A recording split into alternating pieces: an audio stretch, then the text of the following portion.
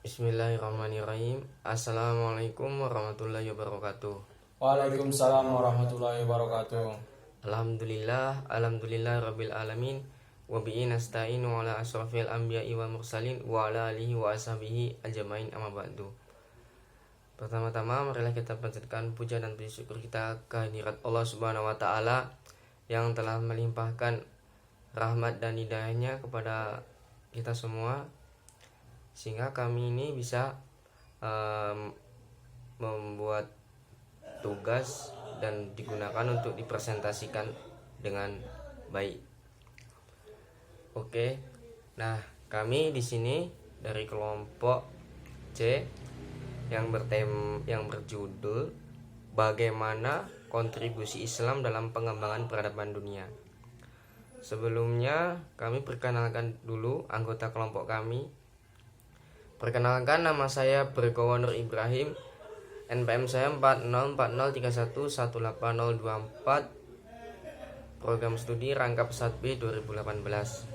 Dan di sebelah kiri saya, Mohon izin perkenalkan, nama saya Ibnu Khaldun Yabjan, NPM 404031180028. Program studi rangkap 1B 2018. yuk Andri.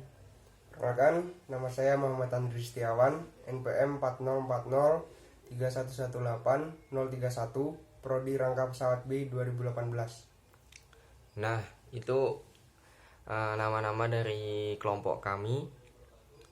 Selanjutnya kami akan mempresentasikan ke bagaimana kontribusi Islam dalam pengembangan peradaban dunia. Nah, sebelumnya kita harus tahu apa sih itu peradaban. Peradaban itu secara umumnya yaitu kebudayaan yang berkembang karena itu pola pikirnya manusia, seiring dengan berjalannya pola pikirnya manusia. Jadi itu perubahan kebudayaan seiring dengan berkembangnya pola pikir manusia.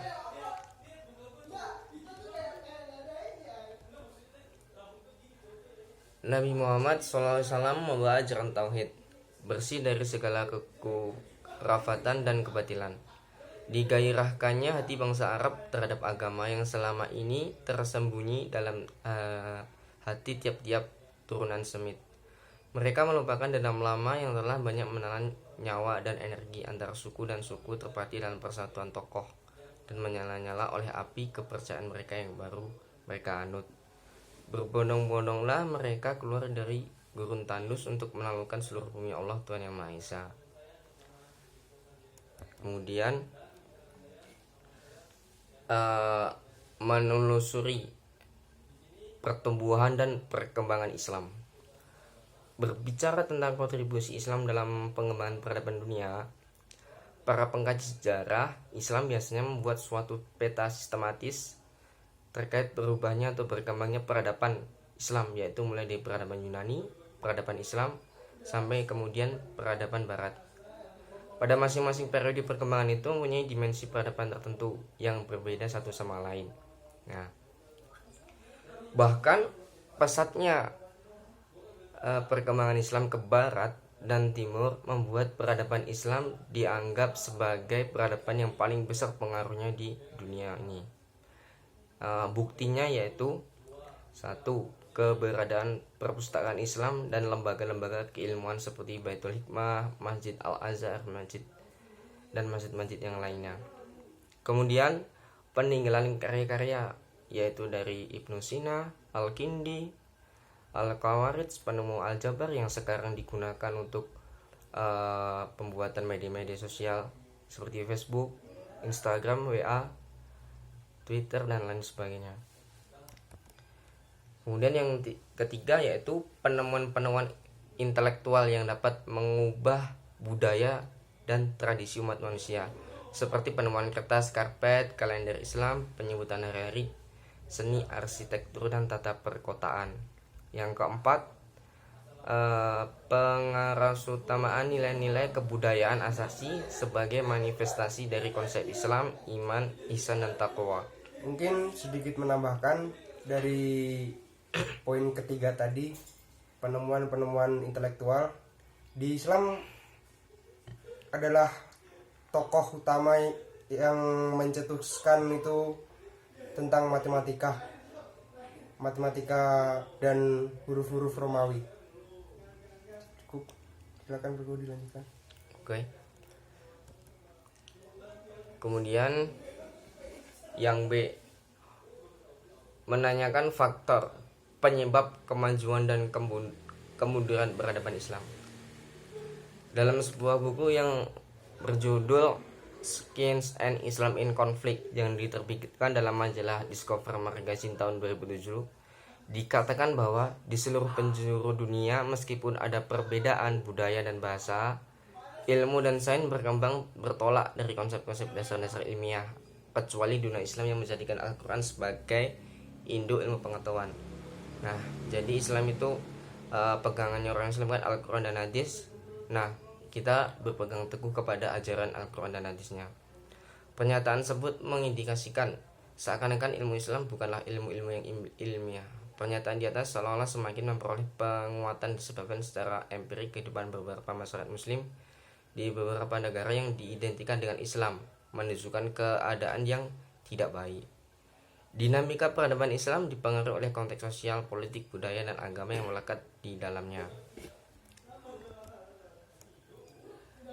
Nah, kondisi umat Islam setelah Rasulullah SAW meninggalkan itu dilanjutkan oleh Khulafaur Rasyidin.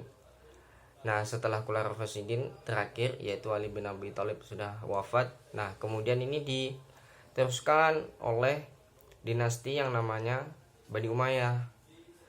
Nah, Bani Umayyah ini banyak meninggalkan sebuah kontribusi yang tidak sedikit bagi peradaban Islam.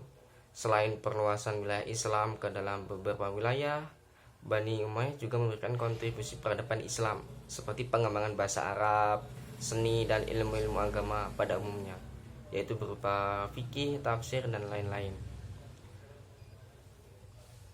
Nah, itu. Kemudian selanjutnya Ibnu. Saya akan melanjutkan dari Saudara Bergowo.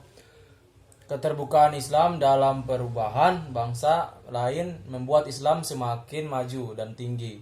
Dalam hal ini peradaban masa rayakan Islam itu selanjutnya mulai memudar sering runtuhnya kerajaan Bani Abbasiyah. Akhir kekuasaan dinasti Abbasiyah tahun 100 Masehi sampai 180 Masehi merupakan periode pertengahan saat menurutnya kontribusi Islam dan kemajuan peradaban. Hal ini kekuasaan prestasi dalam ekspansi wilayah masa ini adalah dilakukannya oleh Sultan Muhammad Al-Fath. Di bawah ini kerajaan Turki Utsman pada tahun 1453 Masehi. Namun halnya merupakan keberhasilan Islam dan hal ini perluasan wilayah kekuasaan, tetapi tidak dalam hal perkembangan ilmu pengetahuan. Walaupun demikian penting untuk dicatat bahwa terdapat. Kemudian kemajuan yang lain disebabkan karena pada orientasi peradaban kemajuan seperti ilmu pengetahuan dan bukan pada ekspansi perluasan wilayah saja. Nah, kemudian kemajuan ini setelah Bani Umayyah runtuh, ada berdirinya Bani Abbasiyah. Bani Abbasiyah ini bisa memajukan peradaban Islam oleh dua faktor, yaitu terjadinya asimilasi antara bangsa Arab dengan bangsa-bangsa lain yang telah mengalami perkembangan ilmu pengetahuan dan adanya gerakan penerjemahan buku-buku kebudayaan Yunani ke dalam bahasa Arab. Keterbukaan Islam terhadap peradaban bangsa lain membuat Islam semakin maju dan tinggi dalam hal peradaban. Masa kejayaan Islam itu selanjutnya mulai memudar seiring runtuhnya kerajaan Bani Abbasiyah. Kemudian, Andre. Saya akan melanjutkan dari Saudara Bergo dan Saudara Ibnu Khaldun. Apa saja kontribusi Islam dalam perkembangan peradaban dunia? 1. Di bidang astronomi. Astronomi atau ilmu talak adalah salah satu bidang ilmu yang paling digemari para ilmuwan muslim selain matematika.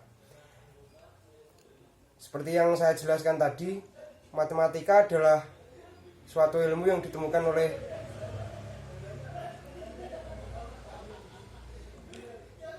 salah satu tokoh Islam. Yang kedua yaitu fisika. Ilmu fisika juga berhubungan yaitu tentang ditemukannya kayak teleskop untuk meneropong bulan untuk menentukan hari-hari dan sebagainya itu. Ya, kimia. Yang keempat, kimia. Meskipun bangsa Yunani telah mengenal sejumlah zat kimia, namun mereka tidak tahu apa-apa mengenai substansi unsur-unsur zat kimia seperti alkohol, asam sulfur, maupun nitrat. Orang Arabian yang menemukan itu semua, yang bersama dengan penemuan potasium, asam amoniak, nitrat perak, dan seterusnya. Dan kimia itu sendiri, salah satu ilmuwan muslim yang membidangi kimia adalah Abu Musa Jaktar dan Al-Kufi. 5. Ilmu hayat. Dalam bidang ilmu hayat, bangsa Arab tidak puas diri dengan hasil penerjemahan karya-karya bangsa Yunani.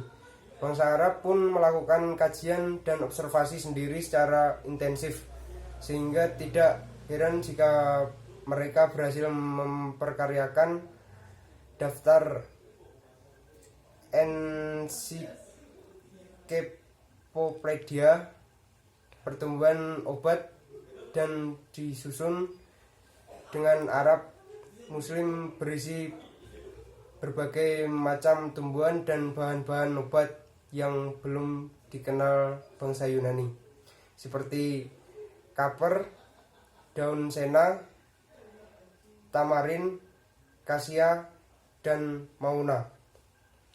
Selanjutnya akan diteruskan oleh Saudara Bergola. Kemudian yang terakhir yaitu 6. Ilmu kedokteran. Salah satu ilmuwan muslim yang paling berkarya dalam bidang kedokteran yaitu Ibnu Sina, yang lebih dikenal dengan Ibnu Sina. Nah, ini dia itu melahirkan buku-buku yang mana buku-buku itu masih sampai sekarang ini masih digunakan untuk pengobatan medis zaman sekarang ini. Nah, itu presentasi yang dapat kami sampaikan dari kelompok kami. Semoga apa yang kami sampaikan bisa bermanfaat bagi orang lain, dan Allah Subhanahu wa Ta'ala lah yang memberi manfaat kepada kita semua. Sekian presentasi yang dapat kami sampaikan. Kurang lebihnya mohon maaf. Wabillahi taufiq hidayah. Wassalamualaikum warahmatullahi wabarakatuh. Terima kasih. Terima kasih. Masuk nggak kerekam?